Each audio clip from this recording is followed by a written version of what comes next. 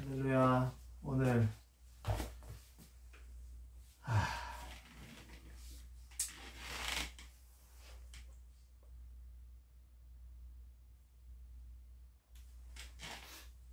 자, 지난주에 우리가 지난주가 아니지 이번 주에 성경 퀴즈 대회를 했죠. 1번 답이 소위 오픈 테이스트, 열린 신관을 주장하는 자들의 주장이 뭔가, 그게 어느 강의에 있냐면 하나님의 생각이 바뀔 수 있습니까? 에 초반에 나왔던 강의입니다. 그래서 제가 다시 봅니다. 하나님의 생각을 우리 입장은 뭐야? 바꿀 수 없다라는 거잖아요. 왜냐하면 마음이나 계획을 수정한다는 것은 하나님이 전지하다라는 것을 거부하는 거니까, 하나님께서 무언가를 배워서 알게 된다, 이 주장을 하는 게 누구라고 했습니까? 소위 오픈 테이스트라고. 그래서 이 오픈 테이스트라고 주장하는, 이 열린 신관을 주장하는 사람들의 주요한 주장 내용이 뭐냐, 이거였죠. 보시면 하나님께서 미래 이성적 피조물, 예를 들면 사람이 어떤 말을 하고 어떤 행동을 할 건지를 하나님이 미리 예정하신 것이 아니고, 사람들이 그때 뭐예요? 그들의 자유로운 행동에 따라서 일이 발생하게 될 때 하나님께서 그것을 뒤늦게 알고 나서 그에 대한 대책을 수립하시는 것을 통해서 계획을 변경하게 된다. 그게 하나님의 섭리다 라고 주장하는 사람들이 누구다고 했습니까? 오픈 테이스트, 열린 신관을 주장하는 자들입니다. 그래서 예전에 이제 제가 칼버르트를 하려고 하다가 내용이 방대하고 해서 넘겼잖아요. 그래서 칼버르트의 예종론과 화해론을 보면, 하나님의 선택 교리 그리고 화해 교리를 보면 칼버르트도 이와 유사한 주장을 합니다. 그러니까 칼버르트가 하는 예정이 있거든요. 칼버르트가 주장하는 이중 예정, 우리가 전통적으로 칼빈이 주장하는 이중 예정과는 완전히 틀립니다. 그 이중 예정이 뭔가, 그건 이제 다음 이제 신론, 조직신학 신론 파트에 갔을 때 칼빈의 이중 예정을 다룰 텐데, 그때 이제 칼버르트의 이중 예정을 같이 다룰 겁니다. 어쨌든 칼버르트가 예정론과 또 화해론에서 그가 주장하는 바에 따르면 열린 신관을 주장하는 자들과 비슷해요. 그래서 그는 자신의 예정론이 더욱더 성경에 부합한다, 그래가지고 소위 역동적 예정론이라고도 칭하기도 합니다. 칼버르트가 그렇게 이야기를 한다는 겁니다. 밖에 누가 왔나봐요. 자, 오늘은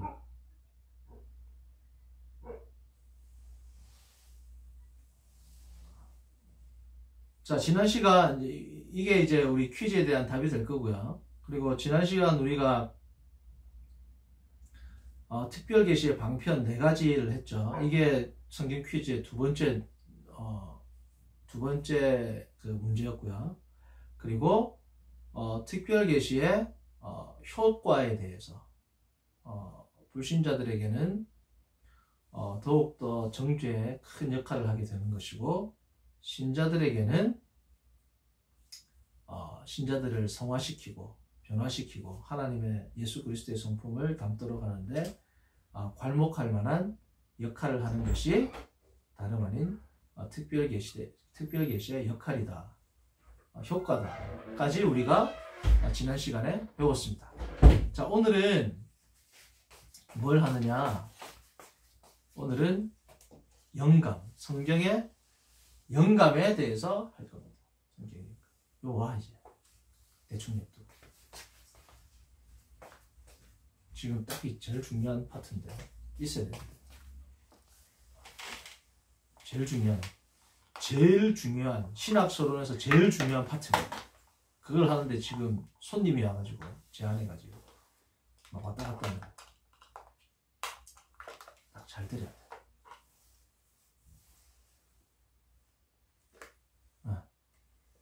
같이, 자, 가셨지? 자, 여보,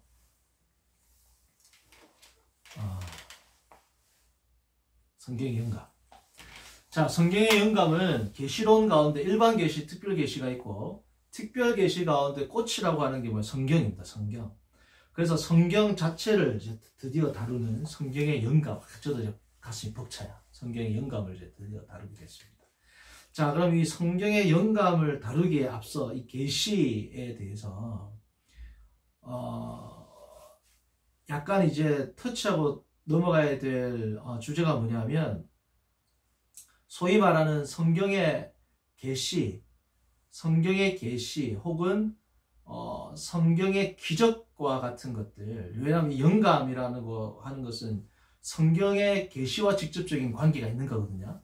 그래서 오늘날 우리가 하나님이 우리에게 감동을 주셨다, 영감을 주셨다, 이거는 성경 계시를 기록할 때 영감과는 전혀 다른 의미입니다. 자, 그런데 이 영감을 다룸에 있어서 뭘 저는 잠깐 언급하고 싶냐면, 오늘날 이 기적에 대해서, 예를 들면 계시라든지 아니면 예언 아니면 방언과 같은 이런 성경의 은사가 오늘날도 지속되는가에 대한 아주 중요한 물음이 있습니다. 그렇죠? 그게 우리 칼빈주의를 비롯한 정통주의 그리고 보수주의에서는 은사 중지론을 지지합니다. 은사 중지론. 그리고 아주 이제 좀 카리스마틱한 오순절주의나 순복음교회에서는 은사 지속론을 주장합니다. 그 중도에 있는 사람들이 뭐냐면 이제 신중 수용론, 신중하게 수용해야 된다 라는 입장을 하는 사람들이 있어요. 그래서 이 신중 수용론을 지지하는 사람 중에서는 이제 개혁주의 가운데서도 화란의 아브라함 카이퍼 같은 경우에 이제 이 입장이 있다고 할 수 있는데, 자, 그러면 성경의 영감이라는 것은 이 세 부류의 사람들이 주장할 때는 성경의 영감은 동일하게 주장을 합니다. 자, 그런데 과연 오늘날도 기적은 있죠.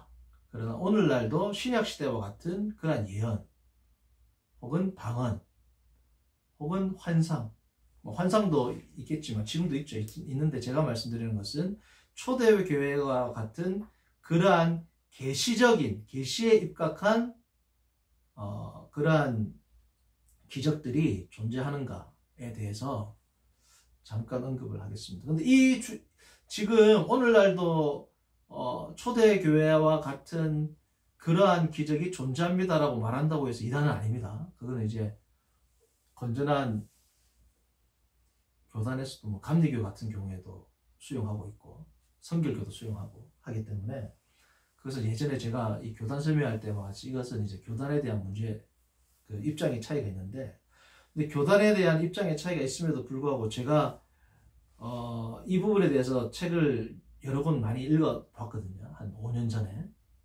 한 5, 6년 전에. 근데 은사 중지론의 입장이 가장 성경에 부합합니다. 그래서 왜 그럼 성경에 부합하는지에 대해서 오늘 잠깐 설명을 드리고, 그런데 여기서 중요한 것은 뭐냐면 성도님들 잘 들으셔야 돼요. 은사 중지론자, 소위 말하는 칼빈주의, 보수주의들이 말하는 개혁주의에서 말하는 은사 중지론이라는 것은 뭐냐면 방언이 중지됐다 그러잖아요. 그렇죠? 오늘날 방언 중지됐다 그러죠. 오늘날 방언이 중지됐다, 오늘날 방언은 없다라고 할 때 이 방언이 중지됐다가 무슨 뜻인지를 알아야 돼요. 그러니까 성도님들은 교회에서 이제 보수적인 목사님들이 오늘날 방언 없습니다 그러면 나도 지금 방언하는데 무슨 소리야? 이게 괴리가 있단 말이에요. 그렇죠?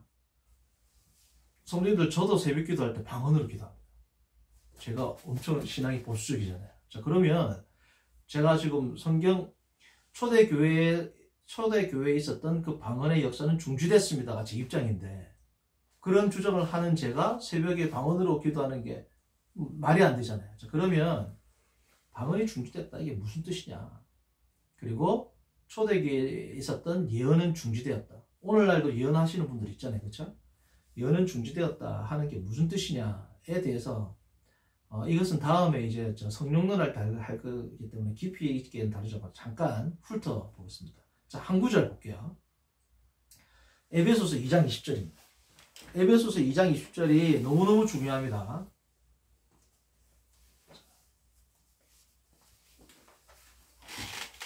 자, 에베소서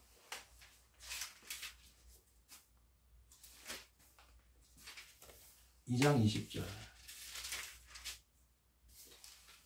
자, 우리 사모님 한번, 전사님 한번 읽어보세요. 너희는 사도들과 선지자들의 터 위에 세우심을 입은 자라. 그리스도 예수께서 친히 모퉁이 돌이 되셨느니라. 자, 여기서 중요한 거는 뭐냐면, 자, 성도님들 보십시오. 지금 너희는 할 때 이 너희는 오늘 신약시대의 교회, 성도들 이야기하는 거예요. 그렇죠? 신약시대의 교회, 신약시대의 새로운 공동체, 교회를 의미한다는 말이죠.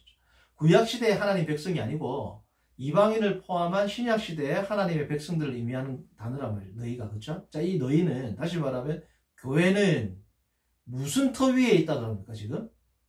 사도들과 선지자들의 터 위에 세우심을 뭐라고? 입고 있다가 왜 입었다.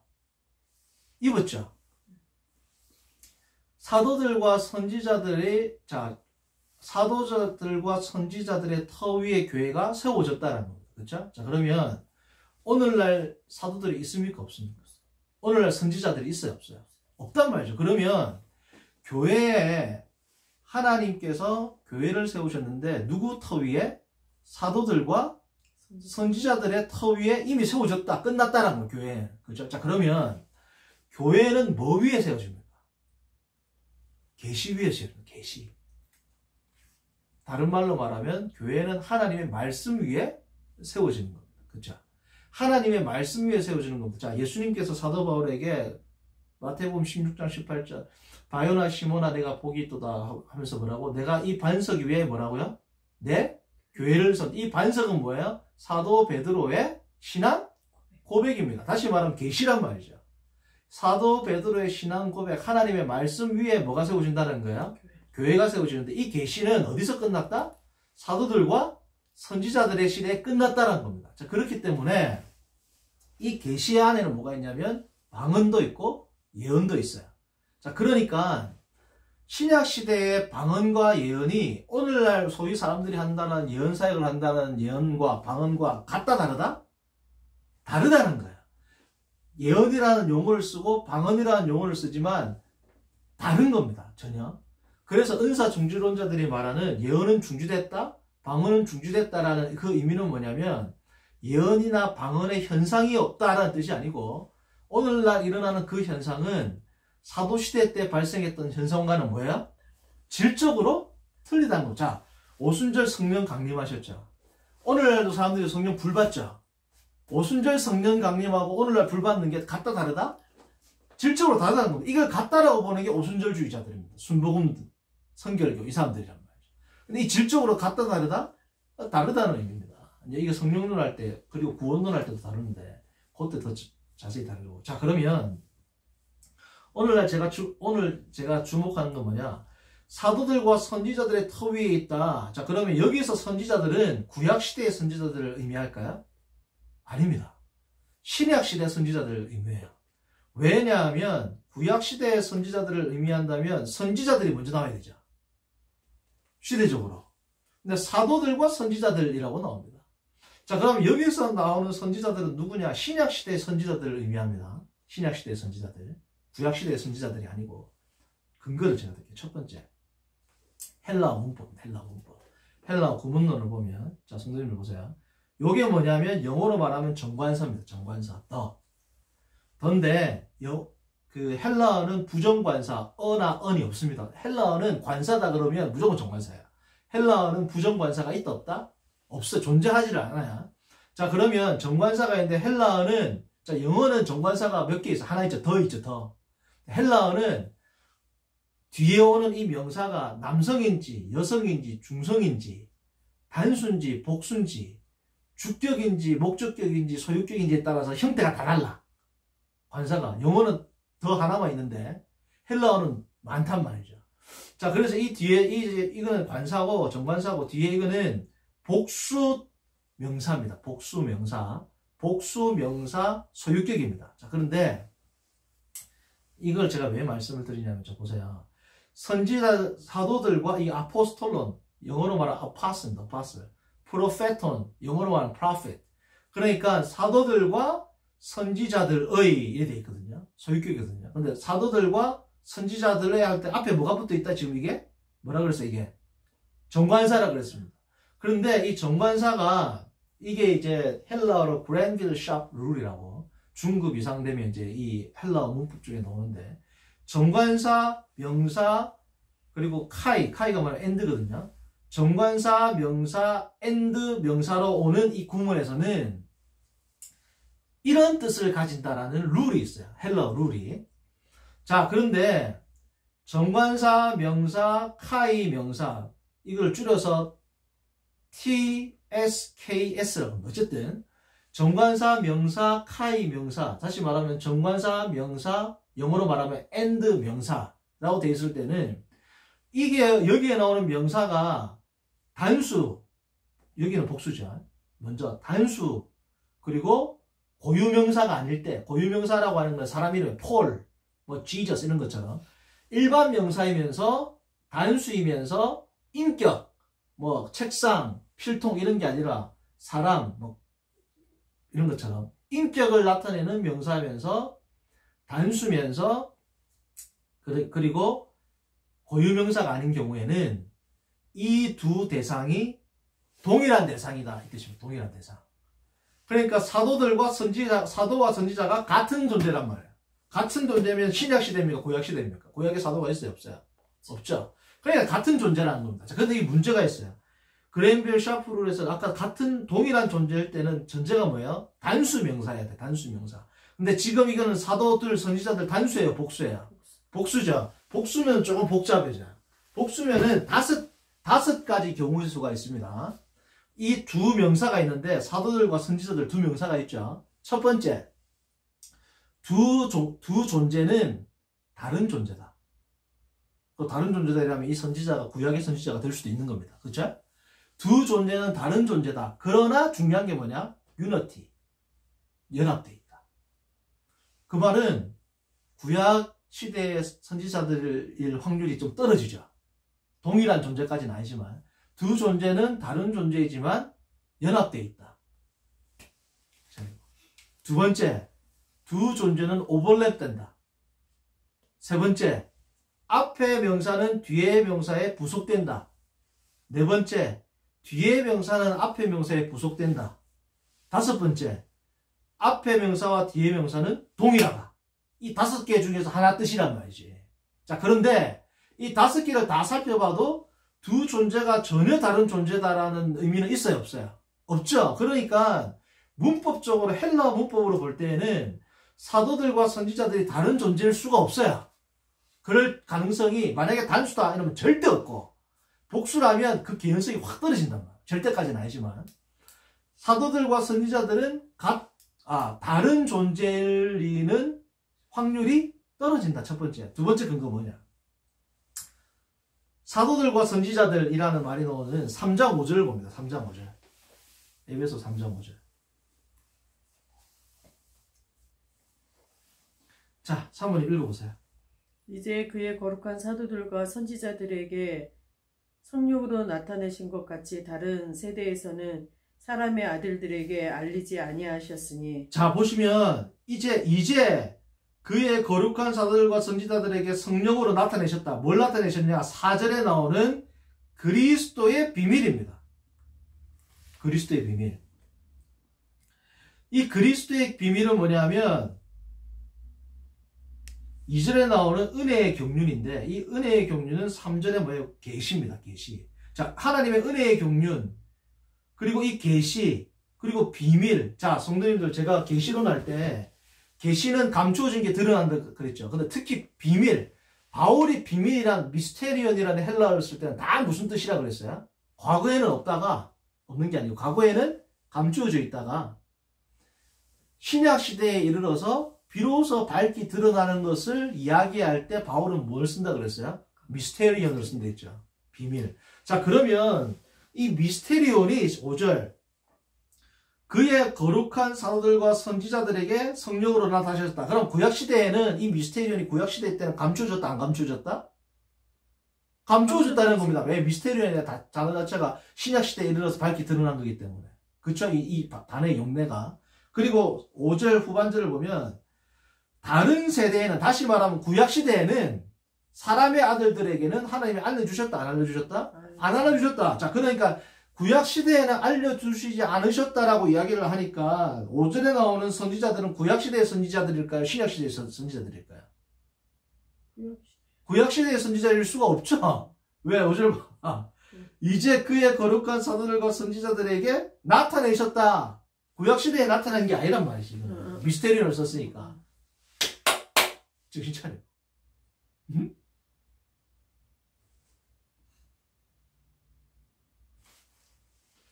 자, 그러니까 그랜빌 샵 룰. 첫 번째 뭐예요? 헬라어 문법적으로도 설득력이 없고, 두 번째 미스테리온이라는 단어를 볼 때는 이거는 절대 구약 선지자일 수가 없다는 말이에요. 그렇죠? 그리고 세 번째는 아까 말한 것처럼 구약 시대의 선지자들이면 당연히 선지자들과 사도들 나오겠지. 그죠? 그리고 네 번째는 자, 또 나옵니다. 2장 에베소서 2장 15절 보세요. 법조문으로 된 계명의 율법을 폐하셨으니 이는 둘로 자기 안에서 한 뭐라고? 세 사람. 한 세 사람. 이 말은 뭐냐면 구약 시대가 아니고 신약 시대에 한 새로운 피조물을 창조하셨다. 지금 다 뭐예요? 지금 신약 시대를 이야기하고 있죠. 그 맥락에서 2장 뭐예요? 20절이 나왔고 3장 5절이 나오는 겁니다. 아까 2장 20절 읽었잖아요. 에베소. 그죠? 지금 이 맥락에서 나온단 말이죠. 그쵸? 그리고 네 번째가 아니고 뭐야? 다섯 번째. 에베소서 4장 11절. 자, 4장 11절의 이 직분은 구약 시대의 직분이에요? 신약 시대의 직분이에요? 오늘날 신약 시대에 사도 바울이 있던 사도 바울 신약 시대의 교회의 직분을 이야기하는데 누가 나오냐? 선지자가 나옵니다. 자, 11절. 그가 어떤 사람은 사도로, 어떤 사람은 뭐라고? 선지자로. 그러니까 지금 마지막 하나 더. 여기서 그러니까 지금 신약 시대에도 선지자들이 있었다 없었다? 있었단 말이야. 마지막 여섯 번째 근거. 2장 20절. 저 이게 스크린 보세요. 2장 20절 보면 너희는 사도들과 선지자들의 태어 위에 세우심을 입은지라 그리스도 예수께서 친히 뭐가 되셨다? 모퉁이. 자, 여러분들 건물을 세울 때 모퉁이 또 코너스톤을 세우고 그다음에 어떻게 해요? 세워지죠. 그리스도가 시작이 됐다라고 하면 구약 시대 때 시작된 거예요. 그러니까 이건 뭐예요? 사도와 선지자들은, 여기서 말하는 선지자들은 신약 시대의 선지자라는 근거가 지금 뭐 6개를 제가 말씀드렸습니다. 그렇죠? 다음에 뭐 예를 들면 퀴즈를 할 때 근거를 6개 중 3개만 대시오. 뭐 이런 거 낼 수도 있겠죠, 제가. 이 중요한 구절이니까. 힌트 드립니다, 힌트. 다음 언젠가 퀴즈를 할 때 에베소 2장 20절에서 사도들과 선지자들이 신약 시대의 선지자를 의미하는 근거를 3가지 내시오. 그쵸? 그것을 낼 수도 있겠죠. 왜냐하면 이게 아주 중요한 구절입니다. 은사 중지론을 지지하는 자들의 중요한 근거가 됩니다. 자, 오늘 벌써 20분이 지났기 때문에 요까지 하고 연결해서 다음 강의에는 뭐 하지 마. 그래. 그냥 연결 쭉 해서 하면 들으시면서. 그래? 아니, 끊고 바로 할까? 바로 그냥 연결해? 연결하시면 그래. 오케이. 하면 연결 바로 할게요. 그러면 끊으실 거 아니야. 오케이. 자, 그러면 이제 비로소 이제 제가 소두에 말했던 그러면 오늘날 예언과 뭐 여러 개 있는데 방언 하나만 예를 들어 방언이 제일 요즘에 요즘까지는 옛날부터 오늘날 방언이 지속되는지 지속되지 않는지 제일 뜨거운 게 방언이잖아. 그렇죠? 자, 그러면 오늘날 방언과 사도시대의 방언이 틀립니다. 자, 틀린 게 어디에 나오느냐? 자, 저를 보세요. 혹자들은 이렇게 말해요. 사도시대 때 방언은 외국어였다. 외국어. 오늘날은 못 알아듣는 말이다. 아니에요. 사도시대 때 방언이 사도행전 2장에 나오는 외국어도 있고 지금처럼 못 알아듣는 말도 있었어요. 못 알아듣는 말도. 그렇기 때문에 그 주장은 틀렸습니다. 왜 못 알아듣는 말도 있었느냐? 지금과 같은 방언하고 똑같은 방언이 있었다는 거죠. 우리 못 알아듣는 말은 있죠. 랄랄라고 하는 이런 거. 자, 고린도전서 14장 22절 봅니다. 고린도전서 14장 22절.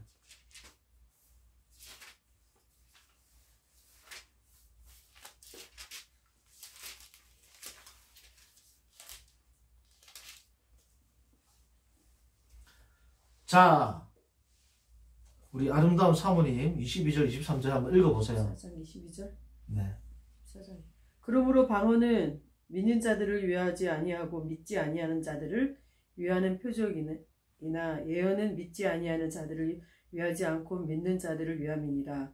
그러므로 온 교회가 함께 모여 다 방언을 말하면 알지 못하는 자들이나 믿지 않은 자들이 들어와서 너희를 미쳤다 하지 아니하겠느냐. 자, 잠깐 스탑. 여기서 스탑. 자, 외국어를 한다고 사람들이 미쳤다 할까요? 방언으로 기도하는데 이 방언이 예를 들면 한국에서 어떤 사람이 영어로 막 기도해. 어떤 사람이 프랑스로 기도해. 밖에서 와가지고 미쳤다 할까요? 안 할까요? 그러니까 여기서 방언은 못 알아듣는 방언입니다. 그렇죠? 이상한 말하니까 좀 미친 거 아니야 한단 말이지. 자, 24절. 그러나 다 예언을 하면 믿지 아니하는 자들이나 알지 못하는 자들이 들어와서 모든 사람에게 책망을 들으며 모든 사람에게 판단을 받고. 자, 여기까지 맞겠죠. 22절부터 제가 볼게요. 자, 보세요. 방언은 믿는 자들을 위하지 아니하고 믿지 아니하는 자들을 위하는 뭐라고? 22절 전반절. 방언은 믿는 자들을 위하지 아니하고 믿지 아니하는 자들을 위하는 뭐라고? 표적. 자, 그러니까 성도님들 모든 답은 어디에 다 있어요? 성경. 성경에 있어요. 자, 보세요.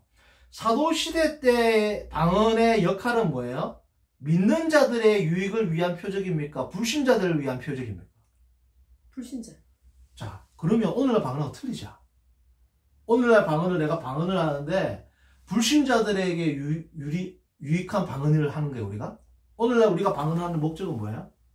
내가 하나님과 더 친밀해지고 방언을 통해서 더 깊은 하나님과의 교제와 기도에 들어가기 위해서 방언을 하는 거죠. 오늘날 목적과 초대교회 때 방언의 목적이 완전히 뭐예요? 다릅니다. 왜? 방언의 본질이 틀리기 때문에 그래요. 오늘 성경을 보세요. 방언의 지금 역할은 뭐냐면 믿는 자들을 위하는 표적이 아니고 믿지 아니하는 자들, 다시 말하면 불신자들을 위하는 표적이 뭐라는 거야? 방언이라는 겁니다. 잠깐 불신자들을 위한 표적이 뭐냐? 전절에는 21절입니다. 율법에 기록된 바, 정확하게 말하면 이사야입니다. 성도님들, 율법이라는 것은 히브리어로 토라거든요. 토라가 원래 구약 성경에서는 토라가 뭘 의미했냐면 모세오경 혹은 십계명 아니면 모세오경, 창출, 레민신 안에 있는 여러 법조문, 이 세 개가 원래 토라라는 뜻이었습니다. 자, 그런데 신약시대로 넘어오면서부터 이 토라가 성경 전체를 가리키는 단어로 확장이 돼요. 구약시대에는 성경 전체를 토라라고 안 했습니다. 모세오경에 한정됐단 말이에요. 자, 그런데 신약시대 보세요. 지금 사도 바울이 율법에 기록된 바 주께서 이르시되 내가 다른 방언을 말하는 자 쭉 나오죠. 기억해놓고 이 기억 밑에 관주 보면 이 성경 구절이 어딥니까? 이사야 28장 11절이 써놨죠. 이사야 28장은 구약시대에는 토라라고 안 불렀습니다. 그렇죠? 모세오경을 토라라 불렀단 말이에요. 근데 이 의미가 확장이 돼가지고 토라가 이제 신약시대에 와서는 비로소 어떻게 성경 전체를 의미할 때도 성경을 의미할 때도 토라라는 단어를 쓴다는 겁니다. 이게 논외로 그냥 상식적으로 말씀드리는 겁니다. 자, 그러면 28장 11절 이하에서 이게 지금 무슨 뜻이냐? 사도 바울이 인용을 하거든요. 주께서 이르시되 내가 다른 방언을 말하는 자와 다른 입술로 이 백성에게 말할지라도 그들이 여전히 뭐라고요? 듣지 아니하리라 하였느니라. 자, 전사님 한번 저를 봅니다. 이게 무슨 뜻이냐? 이사야 때 이사야가 볼 때 하나님이 먼저 심판을 회복하시죠. 이사야의 주제가 뭐냐면 큰 주제가 뭐냐면 서번트후드입니다. 서번트. 참된 종이 누구냐? 그리고 또 뭐냐면 호흡입니다. 소망, 희망입니다. 그런데 정확하게 말하면 hope from suffering. 고난을 통과하고 난 이후의 소망. 이게 이사야의 전체 주제거든요. 그러니까 이사야의 처음에는 뭐가 나와요? 하나님 심판과 징계가 쫙 나옵니다. 그리고 뒤에 뭐가 많이 나와요? 회복과 하나님께서 그들에게 회복시킨다라는 말이 뒤에 쫙 많이 나오거든요. 자, 그러니까 28장 11절에는 뭐가 많이 나오냐면 하나님 심판이 나와요. 이스라엘 백성들에게. 여기는 이스라엘, 유다 다 포함되는 겁니다. 남유다, 북이스라엘. 하나님께서 이스라엘 백성들에게 심판을 선포하는데 무슨 심판을 선포하느냐? 선지자를 통해서 내가 너희들이 알아들을 수 있는 말로 아무리 설교를 하고 나의 뜻을 전했는데도 너희들이 믿지 않았다. 그래서 내가 이후에는 22절 보세요. 21절. 뭐라고? 다른 방언을 말하는데, 다시 말하면 너희가 포로를 잡혀가가지고, 아수르, 바벨론 포로로 잡혀가가지고 너희들이 방언을 말하는 사람들한테서 방언을 말하는 자와 다른 입술로 이 백성에 말할지라도 그들이 여전히 듣지 아니하리라. 이 말은 뭐냐면, 자, 보세요. 외국에 갔죠. 아수르에 잡혀갔죠. 바벨론에 잡혀갔죠. 방언으로 막 사람들이 이야기하죠. 쉽게 말하면 하나님께 징계를 받았죠. 그럼 돌아와야 돼, 안 돌아와야 돼? 아, 우리가 잘못했었게 됐구나. 해도 안 듣는단 말이야. 이렇게 하나님이 심판을 하고 처벌을 해도 마음이 완악해가지고 듣는다, 안 듣는다? 안 듣는다. 그러나 하나님이 은혜를 준 남은 자들 있죠. 그 사람들은 하나님을 꾸준히 섬겼고, 그리고 포로 가운데 또 회개하는 백성들이 있겠죠. 그 사람들은 누구야? 남은 자들이지, 남은 자들. 자, 그러면 하나님께서는 먼저 이사야의 구도를 보면 처음에는 심판을 선포하시고 이후에 뭐예요? 회복을 선포하시죠. 그러니까 심판을 선포하실 때는 외국으로 가가지고 너희들이 방언들, 다른 사람, 너희들이 알아듣지 못하는 방언을 들을지라도 나에게 돌아오지 아니하리라. 그 컨텍스트를 지금 이 방언에 대한 사도 바울이 증빙구절로 가져온 겁니다. 그래가지고 이사야 때 하나님의 백성을 심판하는 도구가 뭐였다라는 거예요? 방언입니다. 방언. 하나님을 심판하는 도구가 방언이었다라는 거예요. 지금 그 문맥에서 가져오는 겁니다. 그래서 사도 바울이 그 구절을 21절에 이야기하고 22절에 말하는 건 뭐냐면, 그러므로 지금 우리가 교회에서 하고 있는 방언은 21절에 나오는 하나님의 백성이지만 믿지 않는 사람들의 지금 등치되는 개념이 뭐냐면 22절에 믿지 아니하는 자들이에요. 자, 하나님의 백성이지만 결국은 그 사람들은 안 믿는 사람들에게 하나님이 뭘로 심판하셨다고? 방언으로 심판을 한 겁니다. 그러니까 지금도 교회 외부에 있는 하나님을 안 믿는 사람들이 교회에서 하는 걸 보면 미쳤구나 하면서 하나님 앞에서 더 나올까 아니면 더 멀어질까요? 더 멀어진다는 거예요. 방언은 믿지 않는 자들의 심령을 더 완악하게 하는 표적이라는 거예요, 이게. 전혀 오늘날 표적하고는 다른 겁니다. 방언이. 그러므로 오늘날 방언은 중지됐다라고 하는 거예요. 왜? 이 방언의 현상이 중지됐다는 게 아니고 방언의 본질과 역할이 어떻게 돼요? 완전히 바뀌었단 말이지.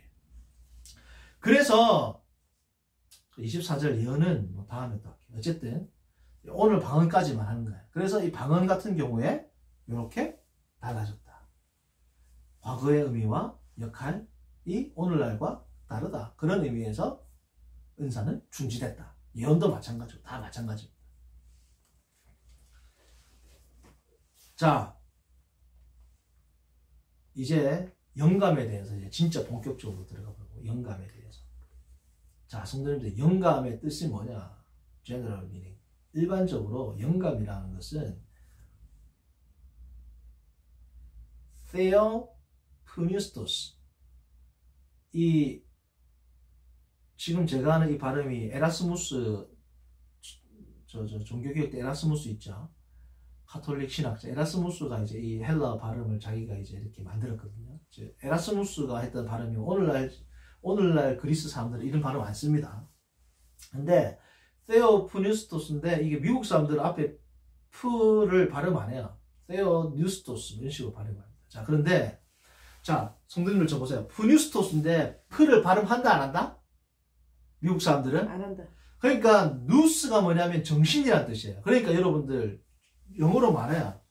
notion 하면 뭐야? 개념 이런 거거든요. notion. 그래서 그게 notion이 이게 누스토스에서 온 겁니다. 푸뉴스토스. 정확하게 이건 소유격이고 형용사이고 푸뉴마. 우리가 잘 아는 푸뉴마. 하나님의 성령할 때 푸뉴마 있죠. 푸뉴마인데 서구 그러니까 미국이나 영어권에서는 이 풀을 묵음 처리해가지고 누마 그럽니다. 누마. 그러니까 이 푸뉴마가 뭐냐면 하나님의 영 성령도 되고 우리의 영 우리 영을 할 때 영혼도 되고 숨쉬죠. 호흡이라는 뜻도 있습니다. 자, 그러니까 앞에 theo는 무슨 뜻일까요? 하나님이죠. theos 플러스 푸뉴마니까 뭐야? 하나님께서 숨을 쉬셨다. 하나님께서 숨을 누구 만들 때 후 했어요? 인간. 하나님이 인간을 만들 때 숨을 불어넣어 주신 것처럼 인간 창조와 버금갈 만큼 성경을 창조하실 때, 성경을 만드실 때 하나님 어떻게 했다? 숨을 부르셨다. 이 말이 디모데후서 3장 16절에 나옵니다. 제가 성경에 영감할 때 제일 많이 이야기할 게 디모데후서 3장 16절에 했죠. 디모데후서 3장 16절을 보시면 너무너무 잘 아는 말씀. 자, 봅니다.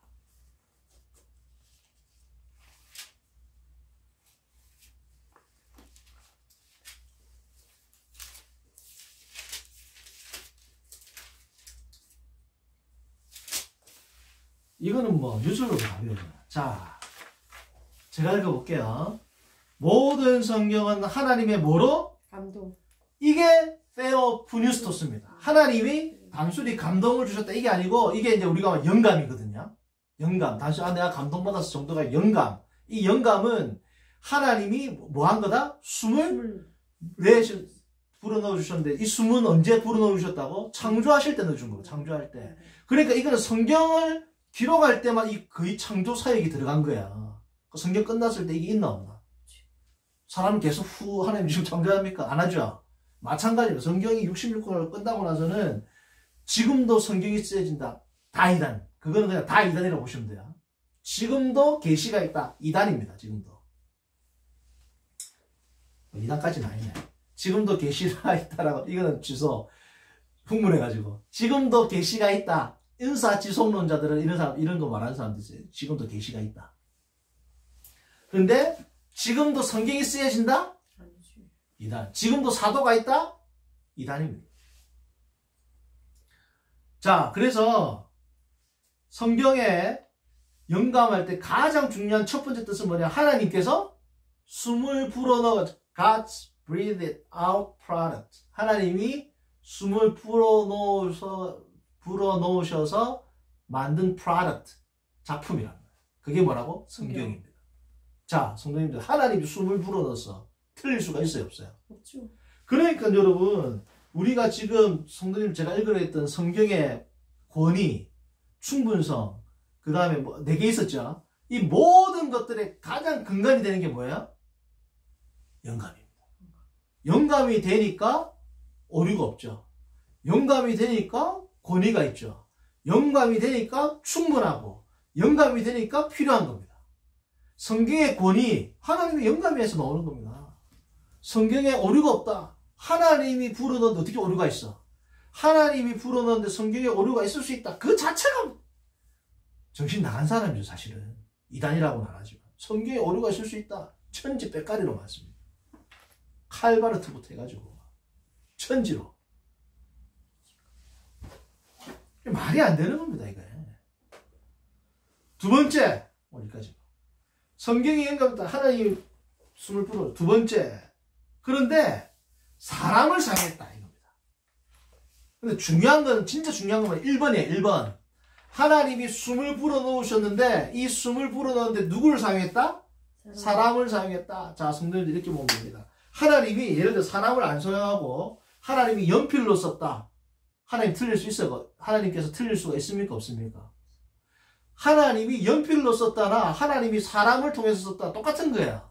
근데 사람을 통해서 썼다 그러면 틀릴 수도 있지, 사람인데 이렇게 생각한단 말이지. 근데 하나님 입장에서는 똑같은 거야. 하나님이 연필로 쓰든 붓으로 쓰든 하나님이 사람으로 쓰든 똑같은 겁니다. 틀릴 수가 있어요? 없어요? 없어요. 제가 좀 승부를 가지고 왜 이게 너무 중요하니까. 여기에 모든 성도님들, 모든 교회에 앉고 일어섬, 교회에 서고 넘어짐, 신앙에 서고 넘어짐, 모든 기독교의 진리는 여기서부터 시작합니다. 제가 말했잖아요.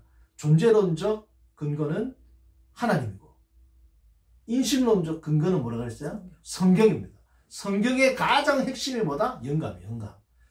이게 안 잡히면, 다른 거는 다 사상 두각이란 말이죠. 자, 그래서 하나님께서 인간을 사용하셔가지고 기록하셨다. 베드로서 1장 20절, 21절. 이것도 많이 읽을 거예요. 자, 베드로서 1장 20, 21절까지 읽고 오늘 강의는 끝냅니다. 자, 1장? 예, 베드로서 1장. 우리 마지막을 우리 사모님께서 한번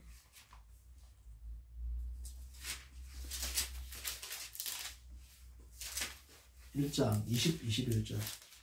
베드로후서 1장 1장 20, 21. 20, 21. 먼저 알 것은 성경의 모든 예언은 사서로이 풀 것이 아니니 예언은 언제든지 사람의 뜻으로 낸 것이 아니오. 자, 여기부터 강조 잘 들으세요. 자, 오직 성령의 감동하심을 받은 사람들이 하나님께 받아 말한 것임이라. 성령의 감동하심을 받은 누가? 사람. 사람을 통해서 하나님 쓰셨다는 거야. 사람들이 하나님께 받아서 썼다. 그쵸? 하나님께서 받아서 썼다가 무슨 뜻일까? 하나님 불러 쓰고 받아 썼나? 이제 이 부분이 성도님들 제가 과제로 내는 그 책을 읽었다라면 이 뜻이 아니라는 거 알 겁니다. 그죠? 앞으로 이제 이거를 쭉 살펴볼 겁니다. 자, 그래서 오늘은 이 성경의 영감까지 하고 다음 주에 이 성경의 영감에 대해서 정리를 하고 다음 주에 정리를 하고 요게 정리가 딱 되고 나면 뭐 할 거냐? 이제 중간에 한번 조리신하겠다가 또 뭐 한다 그랬어요. 성경, 그쵸? 성경 난해 구절에도 난해한 개념들을 영감 요까지 하고 그걸 하겠습니다. 주제는 뭐로 할 거냐? 제가 고민 중에 있어요. 몇 개 후보가 있는데 그래서 제가 고민해보고 그 주제에 대해서 함께 생각해보도록 하겠습니다. 자, 수고하셨습니다. 감사합니다.